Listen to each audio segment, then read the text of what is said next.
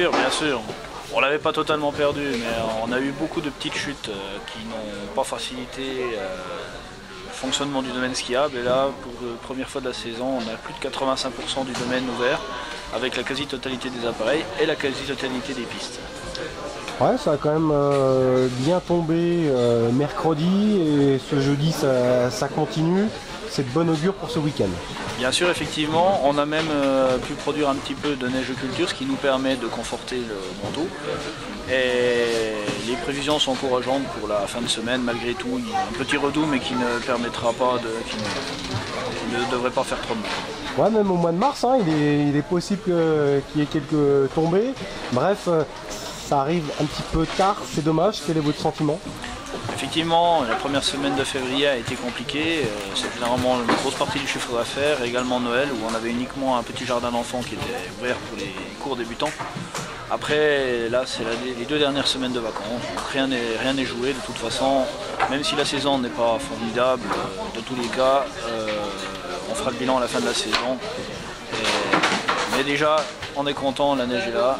Et la clientèle répond présent dès l'instant que la neige revient, donc c'est un signe, c'est un très bon signe. C'est un très bon. Est-ce que vous pouvez c'est très encourageant. Est-ce que vous pouvez sauver les meubles d'ici le mois de mars avec les week-ends, avec les gens qui viennent du Benelux ou plus proches de Lorraine-Alsace, etc.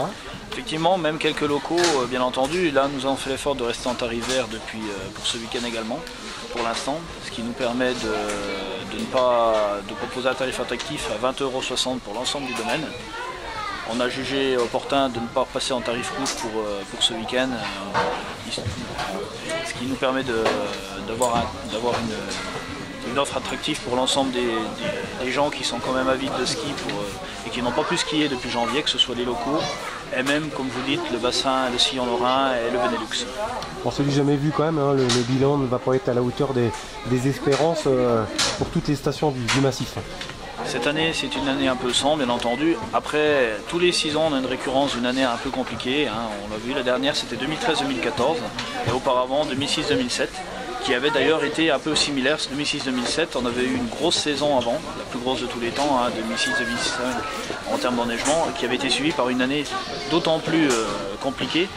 C'est d'autant plus compliqué quand on passe d'une très grosse année à une année catastrophique derrière. Mais là, dans ce cas-là, pour l'instant, on est plutôt sur...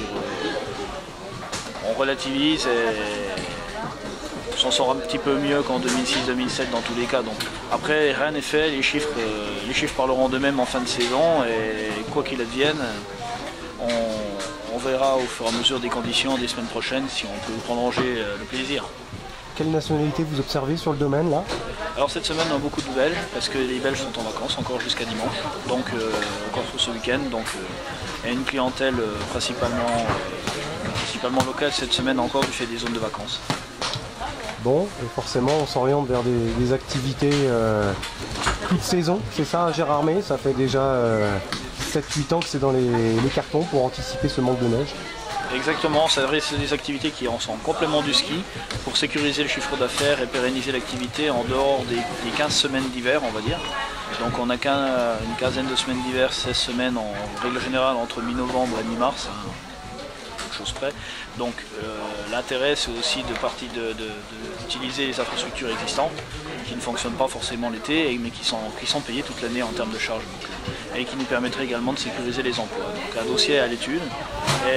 Quelle activité exactement? Pour l'instant il est trop tôt pour tout dévoiler. On aura l'occasion d'en reparler très rapidement.